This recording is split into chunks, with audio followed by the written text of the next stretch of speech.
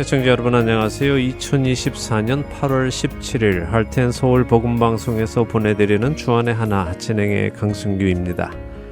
지난 한 주도 우리에게 본을 보이신 예수님을 따라 이 땅에서 거룩함을 지키며 살아가신 여러분 되셨으리라 믿습니다. 우리 한국말에는 끼리끼리라는 표현이 있습니다. 그 부류만이 서로 함께라는 뜻을 가진 말인데요. 한자로는 유유상종이라고 하죠. 비슷한 사람들끼리 어울린다는 것입니다. 사실 어려서부터 보면 끼리끼리 모이고 끼리끼리 노는 것을 봅니다. 공부를 잘하는 아이들은 잘하는 아이들끼리, 노는 것을 좋아하는 아이들은 노는 것을 좋아하는 아이들끼리 어떤 공통 분모를 가지고 닮은 부분을 중심으로 모이게 되고 어울리고 또 서로의 감정을 나누고 하지요. 등산을 좋아하는 사람들끼리 모여서 등산을 가고 골프를 좋아하는 사람들끼리 모여서 골프를 치고 낚시를 좋아하는 사람들끼리 모여서 낚시를 가고 하지 않습니까? 여러분은 어떠십니까? 끼리끼리 모이시는 편이십니까? 아니면 전혀 다른 사람들과 모이시는 편이십니까? 아무래도 끼리끼리 모이게 되지요. 그래도 어떤 공통 분모를 가져야 모임을 가져도 편안하고 또 같은 관심을 나누며 하나가 되는 것 같기에 그렇습니다. 첫 찬양 함께 하신 후에 계속해서 말씀 나누겠습니다.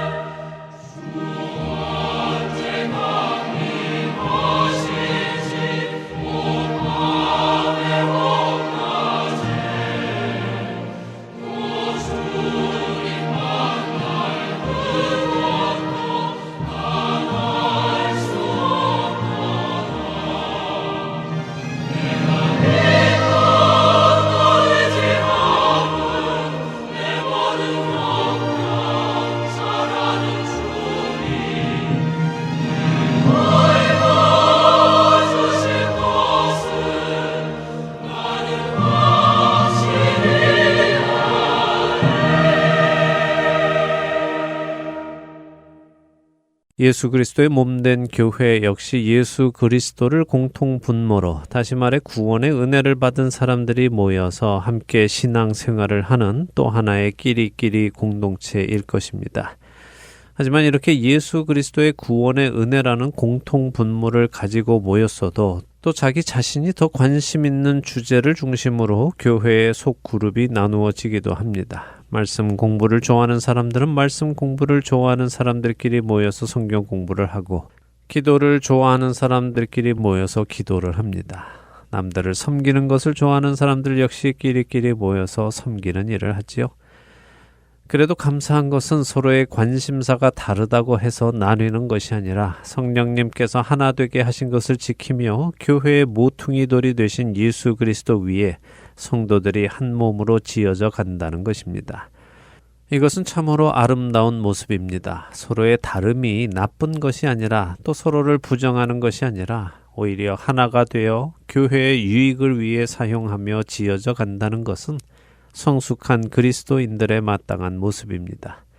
인도자 되시는 성령 하나님의 지휘에 따라 각자의 주어진 장소에서 사명을 다할 때에 우리는 하나님이 거하시는 거룩한 공동체가 될 것입니다. 너희는 사도들과 선지자들의 터 위에 세우심을 입은 자라. 그리스도 예수께서 친히 모퉁이 돌이 되셨느니라. 그의 안에서 건물마다 서로 연결하여 주 안에서 성전이 되어가고, 너희도 성령 안에서 하나님이 거하실 처소가 되기 위하여 그리스도 예수 안에서 함께 지어져 가느니라. 에베소서 2장 20절에서 22절의 말씀입니다.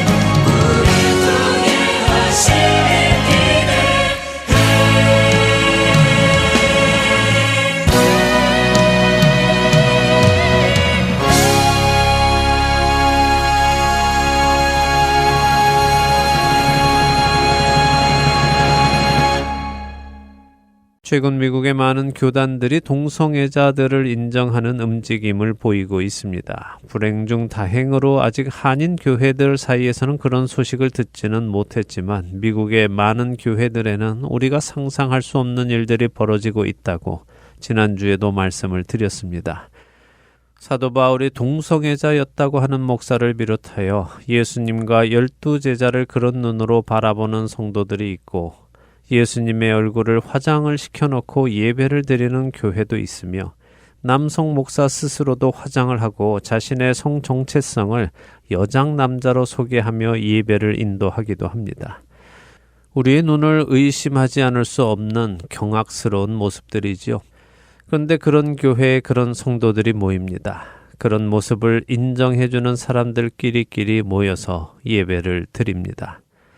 그런데 저는 얼마 전 한 미국인 남성의 간증 영상을 보게 되었습니다. 뉴욕시에 사는 아주 유명한 플로리스트, 곧 꽃을 디자인하는 루이스 밀러라는 사람의 간증이었습니다.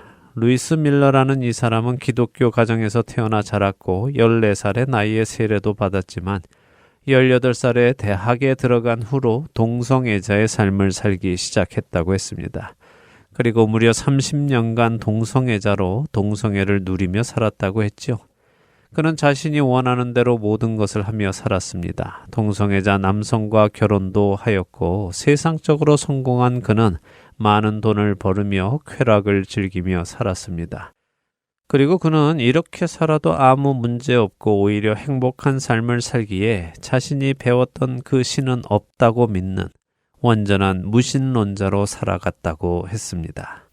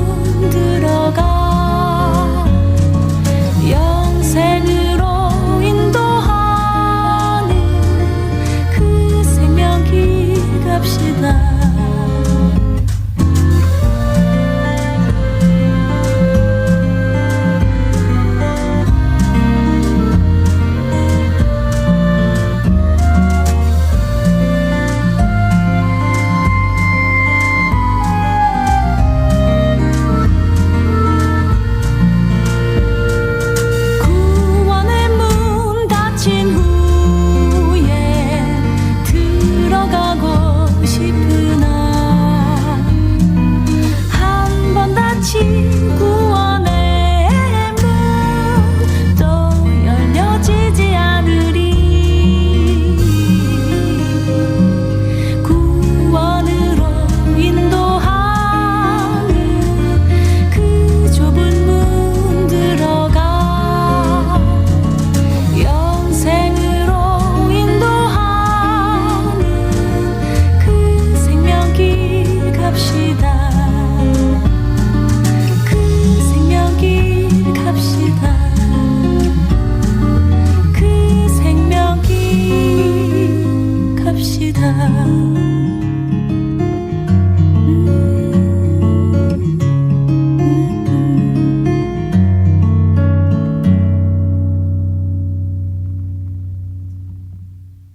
여러분과 함께 기도하는 1분 기도 시간으로 이어드립니다. 오늘은 한국 광주 첨단 겨자씨 교회 문영원 목사님께서 기도를 인도해 주십니다.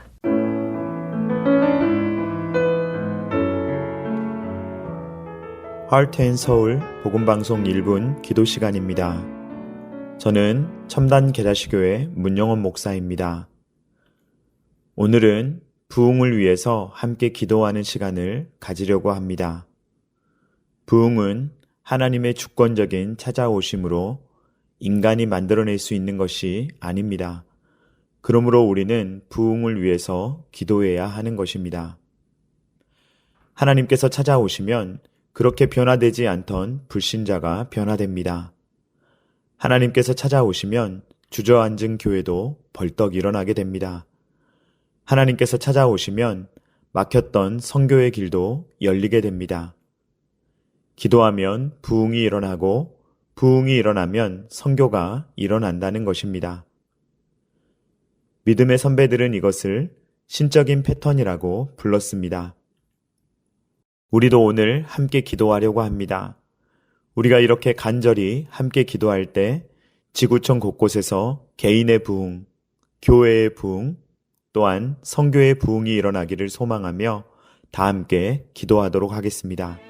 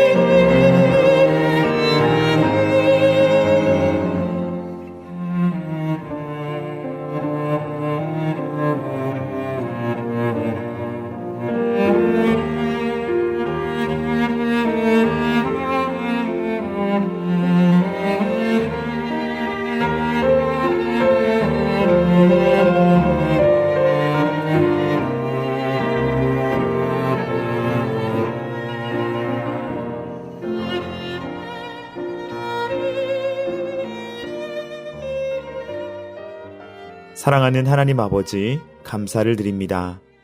하나님의 자녀들이 함께 연합하여 한 마음으로 기도하게 하시니 감사합니다. 이 시간 부흥을 위해서 함께 기도했습니다. 지구촌 곳곳에서 부흥을 경험하게 하여 주시옵소서. 많은 사람들이 잘 안 된다고 합니다. 점점 더 어렵다고 합니다. 그러나 주님께서 찾아오시면 될 줄로 믿습니다. 주님께서 찾아오시면 그 어떤 영혼이라도 변화될 줄로 믿습니다. 주님이 만져주시면 그 어떤 교회라도 살아날 줄로 믿습니다. 주님이 역사하시면 그 어떤 선교지라도 불타오를 줄로 믿습니다. 곳곳에서 기도의 운동이 일어나게 하시고 부흥의 기쁜 소식들이 들리게 하여 주시옵소서. 주님의 손에 모든 것을 맡겨드리며 거룩하신 예수님의 이름으로 간절히 기도드립니다. 아멘.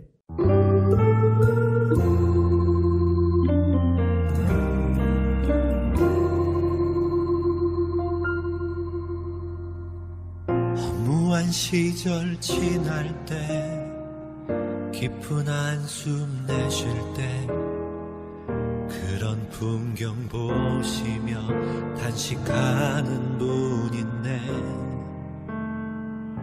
고와 같이 너희를 버려두지 않으리. 내가 너희와 영원히 함께하리라. 성령이 오셨네. 성령이 오셨네. 내 주에 보내신 성령이 오셨네. 우리 인생 가운데 친히 찾아오셔서 그 나라 꿈꾸게 하시네. 억눌린 자 갇힌 자 자유함 있는 자 피난처가 되시네. 성령님 계시네. 주의 영이 계신 곳에 잠자유가 있다네. 진리의 영이신 성령이 오시네. 성령이 오셨네. 성령이 오셨네. 내 주에 보내신 성령이 오셨네. 가운데 친히 찾아오셔서 그 나라 꿈꾸게 하신대.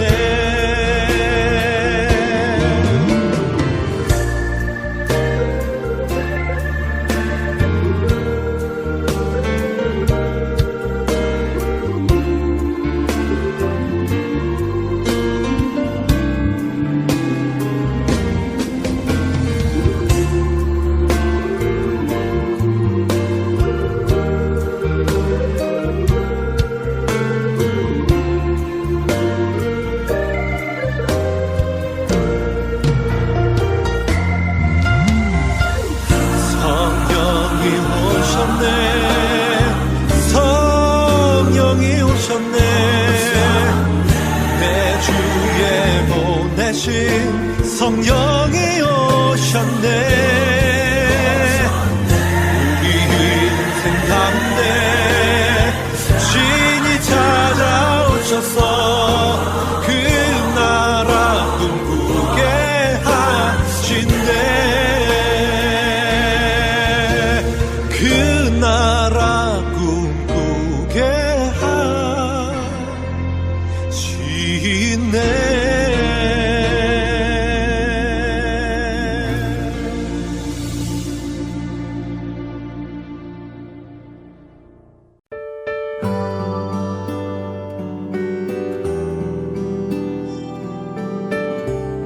할트앤 서울 복음방송 청취자 여러분, 안녕하십니까? 유병성 목사입니다.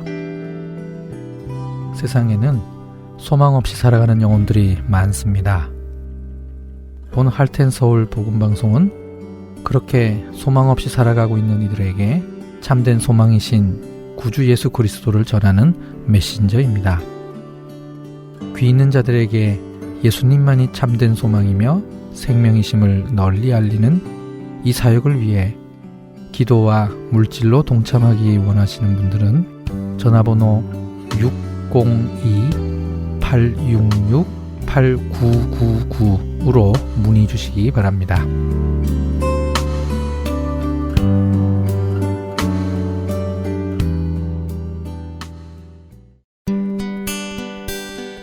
기쁜 소식 사랑으로 땅끝까지 전하는 아랜소.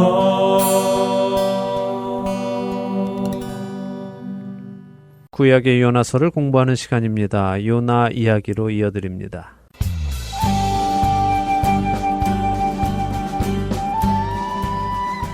애청자 여러분 안녕하세요.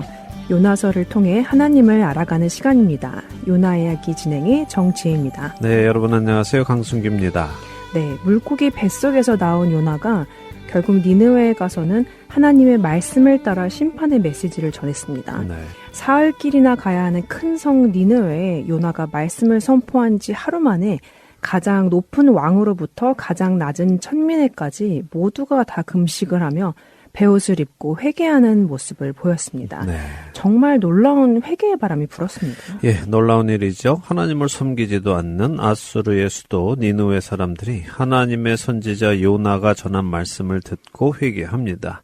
지난 시간 끝에 시간이 없어서 오늘 제가 이 회개에 대해 조금 더 설명을 드리겠다고 말씀을 드렸습니다. 네, 그러셨어요.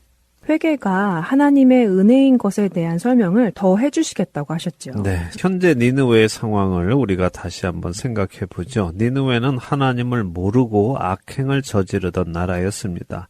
그럼에도 불구하고 하나님께서 그 나라에 선지자를 보내시기로 하십니다. 근데 이 선지자의 자세가 어떻습니까? 하나님의 메시지를 기쁜 마음으로 가지고 갔습니까? 아니죠. 가라고 하신 하나님의 말씀이 싫어서 오히려 반대로 갔고 죽어도 가기 싫다는 것을 보여주었죠. 네. 물론 죽어보니 죽는 것보다는 나아서 가기는 갔지만요. 맞습니다. 그랬습니다. 그래서 이것이 하나님의 은혜인 것입니다. 자, 생각해 보지요. 니느웨가 회개한 것이 요나 때문입니까? 글쎄요. 알쏭달쏭하네요. 분명 요나가 전한 메시지 때문에 회개한 것은 맞는데 그렇다고 요나가 그들이 회개하기를 바래서 메시지를 전한 것은 아니기 때문에 요나 때문에 회개한 것이라고 말하기는 어려울 것 같은데요. 그렇죠. 예, 맞습니다. 네. 어렵습니다. 요나 때문이라고 할 수는 없지만 그렇다고 요나가 없이 회개가 일어났다고 할 수도 없지요. 자, 무슨 말씀을 드리려는가 하면요. 하나님은 누가 회개할지를 아십니다. 그분은 모든 것을 아시는 분이니까요. 그래서 그분은 누군가 진리를 들었을 때 반응하고 회개에 이를 자가 있다면 반드시 그 사람에게 하나님의 사람을 보내십니다. 작은 자 중에 하나라도 잃는 것은 하늘에 계신 하나님 아버지의 뜻이 아니다라고 예수님은 마태복음 18장 14절에 말씀하시죠. 그렇죠. 우리가 지난주에 나눈 것처럼 하나님은 우리와는 다르게 악인이 죽는 것도 기뻐하지 않으시는 분이시니까요. 그렇습니다. 그래서 하나님은 회개할 자들을 찾으시고 그 회개할 자들에게 진리를 전할 자들을 또한 보내십니다. 비록 보냄받은 자가 이 요나와 같은 사람이라 할지라도 하나님의 말씀의 능력은 회개할 자들이 회개에 이르도록 하는 것입니다. 그래서 회개도 하나님의 은혜인 것이죠. 그런데 이 말씀을 잘못 이해하면 회개하지 않는 사람은 하나님이 은혜를 베풀어 주시지 않아서 그런 것이다라고 오해할 수 있죠. 하지만 우리가 요나서를 살펴보면 그런 주장은 근거 없는 주장입니다. 네, 오히려 자신들이 회개하지 않는 이유를 하나님에게 떠넘기려는 것 같아요. 맞습니다. 좋지 않은 모습이죠. 자, 또 한 가지 우리가 생각해 볼 것은 메시지를 전하는 사람의 마음이 순종적이지 않은 경우라도 하나님의 말씀에 변화되는 사람들이 있다는 것입니다. 그것도 그렇네요. 쉽게 수긍이 가는 부분은 아니지만 사실이긴 하네요. 그러니까 역시 회개는 하나님의 은혜라는 것이 확실해지네요. 그렇죠. 물론 하나님의 말씀을 전하기 위해 택함받은 사람들이라면 하나님의 심정으로 복음을 전달받는 사람들을 사랑하는 마음과 긍휼한 마음으로 갈 사람들이겠지요. 여기 요나와 같은 경우는 아주 특이한 경우입니다. 요나의 경우는 하나님께서 우리 모든 성도에게 특별하게 주시려는 교훈이 있기 때문에 그렇습니다. 나중에 더 자세히 나누겠지만 이렇게 요나처럼 마음이 없는 사람이 가서 전해도 회개하는 자들이 쏟아져 나온다면 긍휼한 마음으로 사랑을 가지고 가서 전할 때는 더 큰 기쁨이 있겠죠. 그렇겠네요. 하나님도 기뻐하시고 전하는 자도 기뻐하고 말씀을 받는 자도 기뻐하고 모두가 기뻐하는 일이 일어나겠네요. 네. 자, 그러니까 이제부터는 하나님께서 말씀을 전하게 하실 때 아유, 저는 못해요. 저는 자격이 없습니다. 저는 말을 잘 못해요. 이런 변명은 옳지 않은 변명이라는 것을 알게 되지요. 그렇네요. 그런 변명은 안 되겠어요. 네. 변명하지 말고 순종하는 우리가 되길 바랍니다. 지난 시간 우리가 요나서 3장 5절까지 읽었는데요. 6절부터 9절까지 읽고 이야기 또 나누지요. 네, 요나서 3장 6절부터입니다. 그 일이 니느웨 왕에게 들림에 왕이 보좌에서 일어나 왕복을 벗고 굵은 배의 옷을 입고 제 위에 앉으니라. 왕과 그의 대신들이 조서를 내려 니느웨에 선포하여 이르되 사람이나 짐승이나 소떼나 양떼나 아무것도 입에 대지 말지니 곧 먹지도 말 것이요 물도 마시지 말 것이며 사람이든지 짐승이든지 다 굵은 배 옷을 입을 것이요 힘써 하나님께 부르짖을 것이며 각기 악한 길과 손으로 행한 강포에서 떠날 것이라. 하나님이 뜻을 돌이키시고 그 진노를 그치사 우리가 멸망하지 않게 하시리라. 그렇지 않을 줄을 누가 알겠느냐 한지라. 네, 어떻게 된 것인가요? 니느웨 사람들이 회개했다는 소식이 왕에게 들렸다는 것인가요? 뭔가 앞뒤가 좀 안 맞는 것 같은데요. 이미 5절에 니느웨 사람들이 요나가 전한 말을 듣고 하나님을 믿고 금식을 선포하고 높고 낮은 자를 막론하고 굵은 배옷을 입었다고 하셨는데 니느웨 왕이 또 금식과 배옷을 입는 것을 명령하는 것이 앞뒤가 안 맞는 것 같아요. 네, 그렇게 들리죠. 네, 그래서 학자들 간의 의견이 나누기도 하는데요. 저는 그냥 자연스럽게 이해하면 된다고 생각합니다. 그러니까 5절은 요나가 선포한 경고에 대한 니느웨의 반응의 결과를 한 문장으로 표현한 것이고요. 6절부터는 그런 결과가 오게 된 것을 더 상세하게 설명하는 것이죠.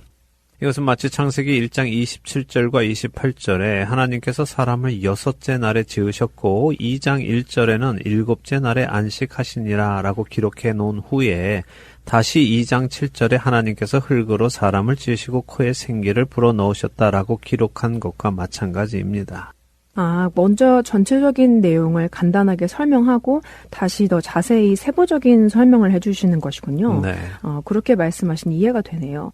니느웨에 요나가 말씀을 전해서 니느웨 모든 사람들이 다 금식하고 베옷을 입었다. 어떻게 그렇게 되었느냐? 더 자세히 말하자면 요나가 전한 그 경고가 니느웨 왕에게 들려서 이렇게 된 것이다 라고 설명하시는 것이네요. 네, 맞습니다. 네. 요나라는 사람이 니느웨에 와서 다니면서 40일이 지나면 니느웨가 무너지리라 라고 했겠지요.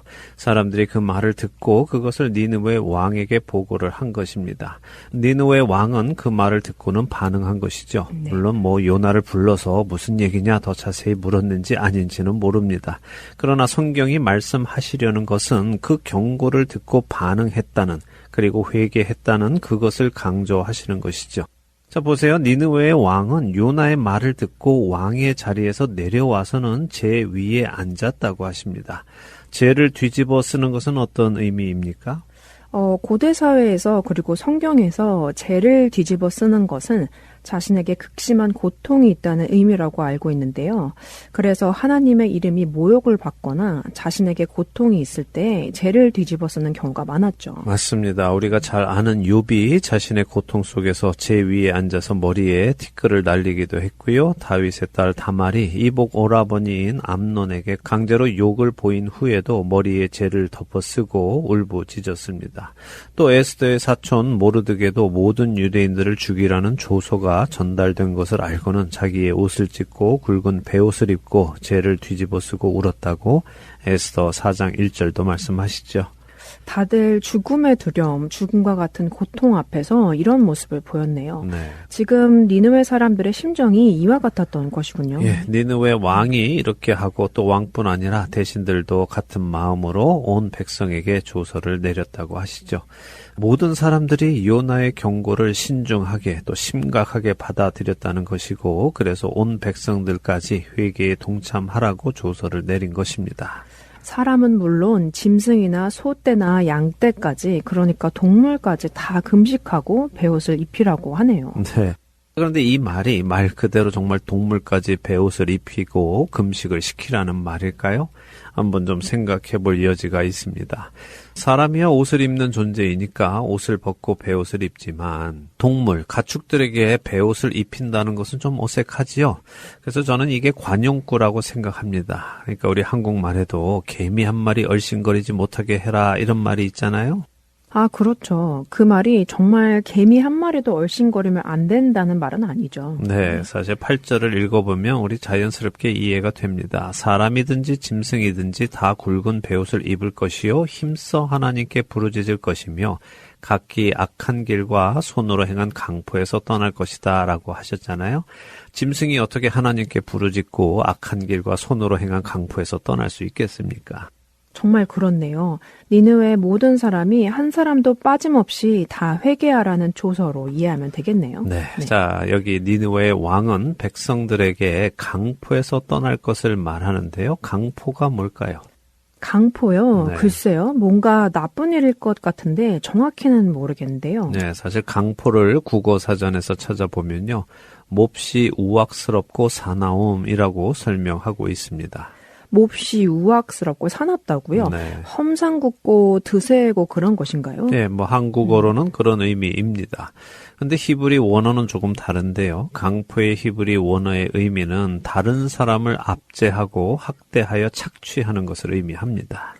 다른 사람의 것을 힘으로 뺏는다는 것이군요. 네. 마치 약육강식의 세상처럼요. 예, 정의롭지 않은 것이죠. 힘이 센 사람이 힘이 약한 사람 위에 군림하며 이용하고 착취하는 것입니다.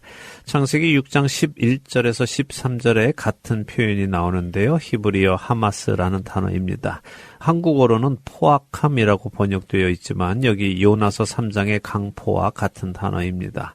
자, 이 말씀을 드리는 이유는요, 이 강포함 혹은 포악함, 다시 말해 힘 있는 자가 힘 없는 자들을 압제하고 학대하고 착취하는 이 모습은 하나님의 심판을 부르는 것이라는 말씀을 드리려는 것입니다.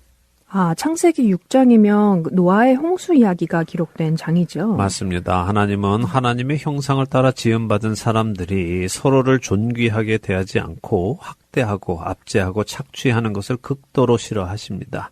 노아 당시의 세상은 이 포악함이 땅에 가득했다고 하시죠. 그래서 하나님께서 그들을 땅과 함께 멸하시겠다고 결정하셨습니다.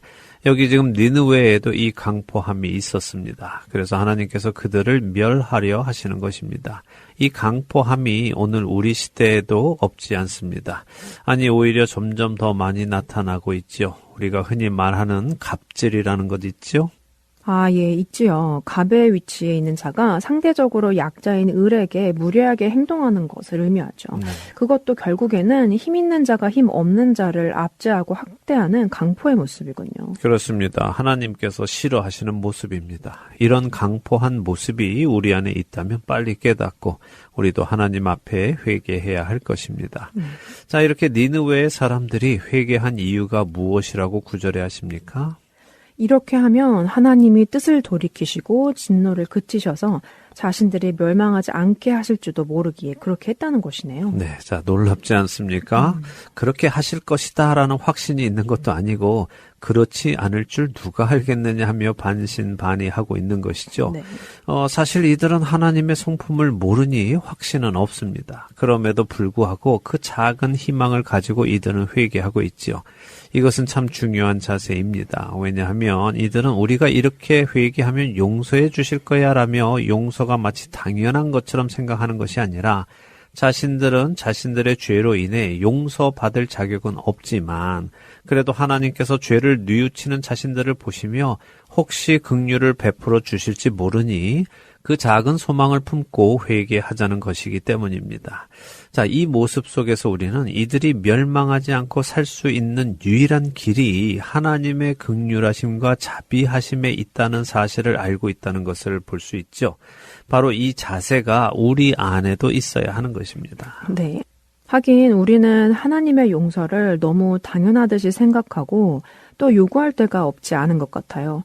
심지어 사과를 하면서도 상대방이 사과를 받아주지 않으면 내가 사과하잖아. 그럼 용서해줘야지. 왜 안 해줘? 하며 따지기도 하지요. 네, 맞습니다. 가끔 사과 문제로 다투는 사람들을 보면 그렇게 말하는 사람들이 있습니다.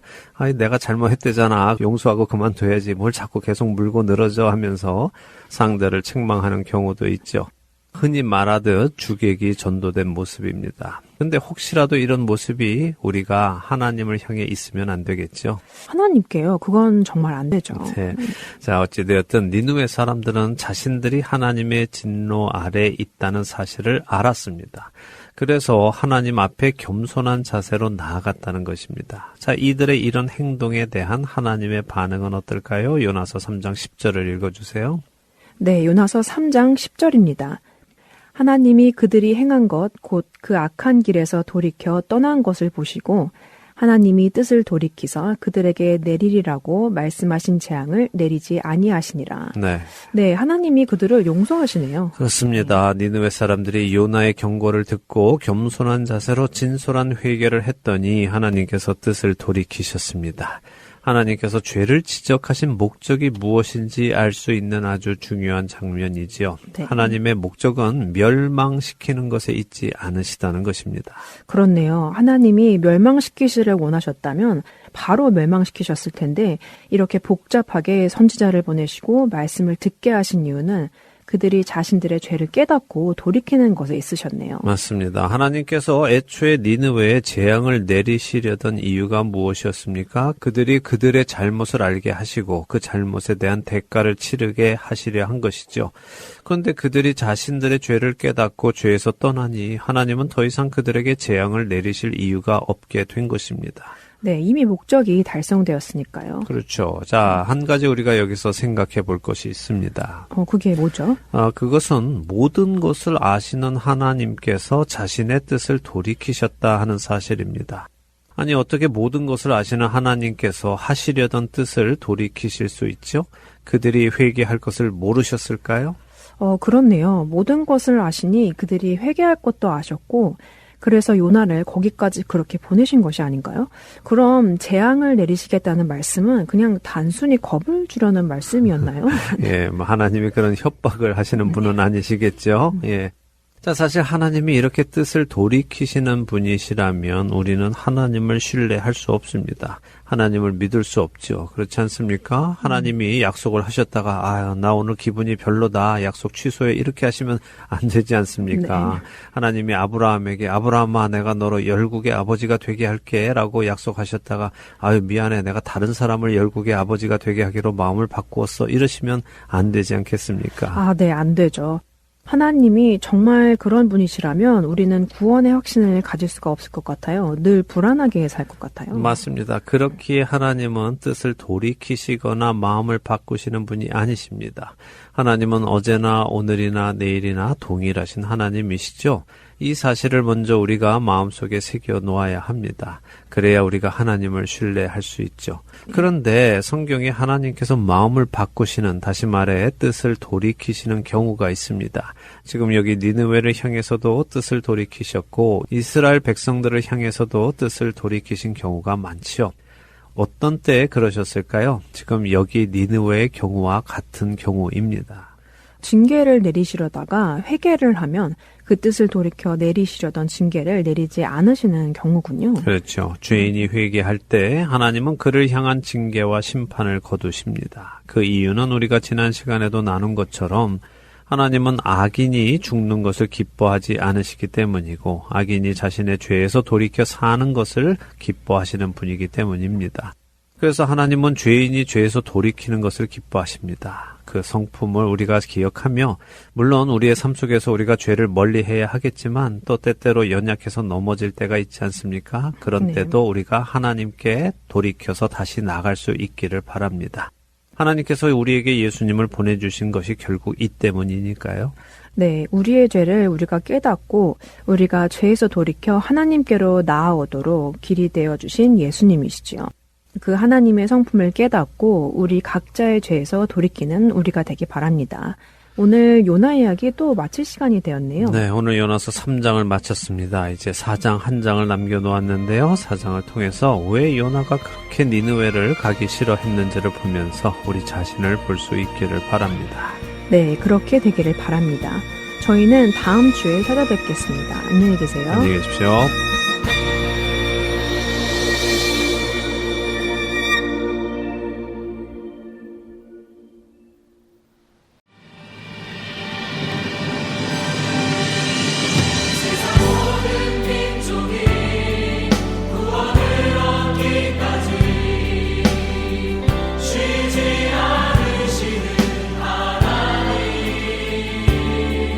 주의 심장 가지고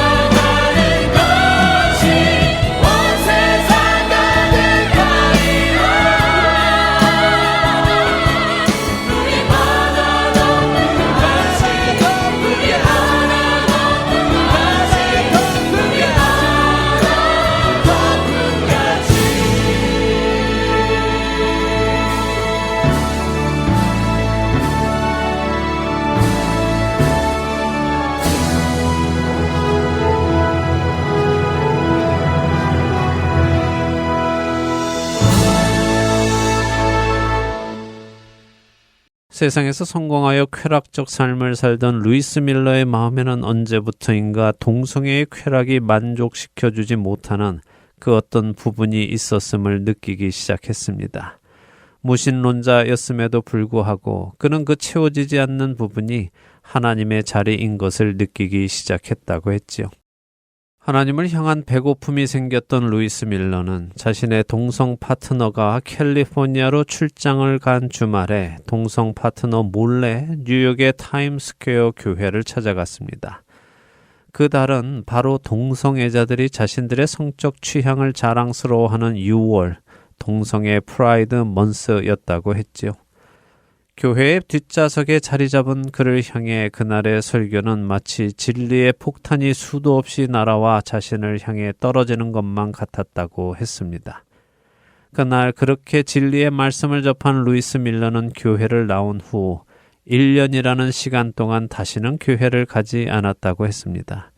그러나 그 1년 동안 그의 영혼 속에 심기어진 진리의 말씀은 그를 변화로 이끌어갔고 결국 그로 다시 교회에 나오게 했으며 그로 동성 결혼을 끝을 맺게 하고 동성애에서부터 완전히 자유하게 했다고 간증했습니다. 그리고 이제 자신은 예수 그리스도 안에서 새로운 사람으로 거듭나 성도들과 함께 거룩함을 향해 성화되어져 가는 삶을 살고 있음을 나누었지요. 한쪽에서는 교회에서 동성애를 지지하고 동성애자들이 하나님 앞에 아무런 거리낌 없이 나와 자신들의 죄악된 삶을 회개하지 않고 오히려 이런 나를 하나님이 사랑하신다며 자신들의 삶을 자랑스럽게 생각하고 있는 와중에 또 한쪽에서는 무신론자였던 동성애자가 하나님의 말씀 앞에 항복하고서는 자신의 죄를 회개하고 동성애를 떠나고 자신이 사랑했던 것들을 떠나보내며 하나님의 은혜 안에서 거룩함을 향해 나아가는 일이 있습니다. 이 극단적인 두 가지의 모습을 보며 제 마음 안에 드는 생각은 내가 누구와 함께 신앙생활을 하는가 하는 것이 얼마나 중요한 일인가 깨닫게 됩니다. 우리는 끼리끼리 모이게 되어 있습니다. 비슷한 생각을 가진 사람들끼리 모이게 되어 있지요. 비슷한 사람들끼리 모이면 모든 것이 괜찮게 생각이 됩니다. 왜냐하면 내가 관계하는 사람들이 다 나와 비슷하기 때문에 이 정도면 평균이라는 생각이 우리를 안심하게 만들기도 합니다. 하나님의 말씀을 무게 있게 생각하지 않는 사람들, 하나님의 말씀의 권위를 인정하지 않는 사람들, 하나님께서 죄라고 하신 것들을 가볍게 생각하는 사람들, 신앙생활을 마치 취미생활처럼 하는 사람들과 함께 신앙생활을 한다면 우리는 자연스럽게 하나님의 말씀을 가볍게 생각하게 되고 주변에 모인 끼리끼리 서로를 바라보며 우리 자신은 꽤 괜찮다 하는 생각을 하는 신앙생활을 하게 될 것입니다. 그러나 하나님의 말씀을 무게 있게 받아들이고 그 권위를 인정하며 그 말씀에 목숨을 거는 사람들과 함께 신앙생활을 하게 되면 자기 자신 역시 하나님의 말씀을 무겁게 그리고 진중하게 심각하게 받아들이며 살아가게 되어 있습니다. 여러분은 어떠십니까? 여러분의 신앙 공동체는 어떻습니까? 여러분은 어떤 사람들끼리 신앙생활을 하고 계십니까? 그런데 그보다 먼저 여러분 자신은 어떤 사람입니까? 여러분은 하나님의 말씀의 권위를 인정하고 그 말씀에 순종하며 그 말씀을 사랑하고 그 말씀을 따라 거룩함을 향해 오늘도 여러분 자신의 몸을 쳐 복종하게 하고 피 흘리기까지 여러분의 죄와 싸우며 표대를 향해 그리스도 예수 안에서 하나님께서 위에서 부르신 부름의 상을 위해 달려가는 분이십니까? 여러분이 속한 공동체가 하나님의 말씀을 귀하게 여기며 그 말씀의 권위에 순복하며 살아가는 공동체가 되기 위해서는 여러분이 먼저 그런 사람이 되셔야 할 것입니다. 그러면 그런 사람들이 여러분 주위에 모이기 시작할 것입니다. 또한 그렇지 않았던 성도들까지도 그런 성도로 변해 갈 것입니다. 사랑하는 하트앤소울 복음방송 애청자 여러분, 칠흑 같은 어둠이 빠른 속도로 이 세상에 들이오고 있습니다. 빛이 점점 사라지고 있기 때문에 그 빛이 사라지는 곳에 어둠이 자리 잡고 있는 것입니다. 그러나 주의 날이 도둑같이 오리니 그날에는 하늘이 큰 소리로 떠나가고 물질이 뜨거운 불에 풀어지고 땅과 그 중에 있는 모든 일이 드러나리로다. 이 모든 것이 이렇게 풀어지리니 너희가 어떠한 사람이 되어야 마땅하냐. 거룩한 행실과 경건함으로 하나님의 날이 임하기를 바라보고 간절히 사모하라. 그날에 하늘이 불에 타서 풀어지고 물질이 뜨거운 불에 녹아지려니와 우리는 그의 약속대로 의가 있는 곳인 새 하늘과 새 땅을 바라보도다. 그러므로 사랑하는 자들아, 너희가 이것을 바라보나니 주 앞에서 점도 없고 흠도 없이 평강 가운데서 나타나기를 힘쓰라. 베드로후서 3장 10절에서 14절의 말씀입니다. 각자의 자리에서 거룩한 행실과 경건함으로 하나님의 날이 임하기를 사모하며 그런 성도들과 함께 신앙생활을 해나가며 주 앞에서 점도 없고 흠도 없이 평강 가운데서 나타나는 은혜가 저와 애청자 여러분께 있기를 소망하며 오늘 주안의 하나 여기에서 마치도록 하겠습니다. 함께해 주신 여러분들께 감사드리고요. 저는 다음 주 이 시간 다시 찾아뵙겠습니다. 지금까지 구성과 진행의 강순기였습니다. 애청자 여러분 안녕히 계십시오. 우리 영혼에 주가 주신 거지지 않는 빛이 있네. 오직 주님께 우릴 드릴 때 그 빛을 밝혀 주시리라. 이제 일어나 소망이 없는 어두운 세상에 나아가라. 내 빛 비춰라. 모두 알도록 빛을 들고 세상으로 빛을 들고 세상으로.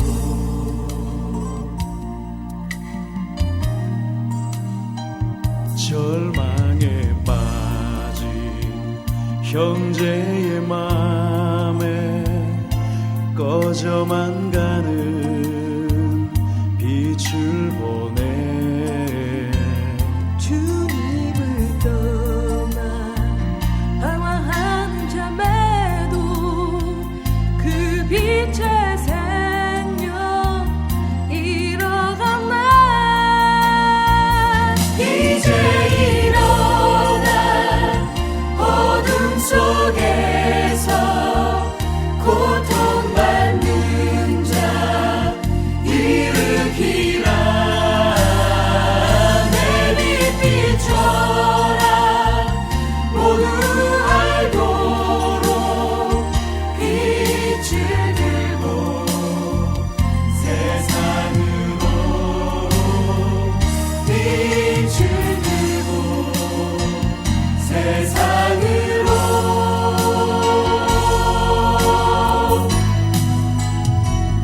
우리 맘속에 밝게 빛나는 주를 향한 사랑 빛이 있네. 그 빛